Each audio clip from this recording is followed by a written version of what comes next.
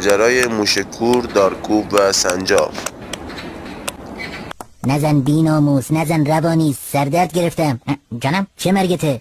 والا دنبال کرمن دیگه. کرم شخصا کاری کرده؟ نه خیر، قسم اینه که بخورمش. آخه پوفیوز این همه کرم رو زمینه، اد اون بدبخت این لا رو میخوای؟ مگه رو زمین کرمه؟ اصلا رو زمین کرمه، اینجا عجیبه. من واقعا شرمندم. من طبق آموزه های پدر خدا بیامرزم عمل میکنم. ای ریدم به قبر پدرت که پدر خدا بیامرز منم آسایش نداشت. لطفا مؤدب باشید. اصلا الان چه وقت خوابه؟ من خواب نیستم، کورم. خب اگه کوری چجوری میشنوید؟ بیا اینقدر سرتو کوبیدی به این درخت که یه پسخوری شدی که مؤدبم حرف میزنه. آقا شما اصلا تو لونه من چیکار میکنید؟ تو کی؟ اینجا لونه منه. یعنی چی؟ 3 روزه هیچی نمیگم.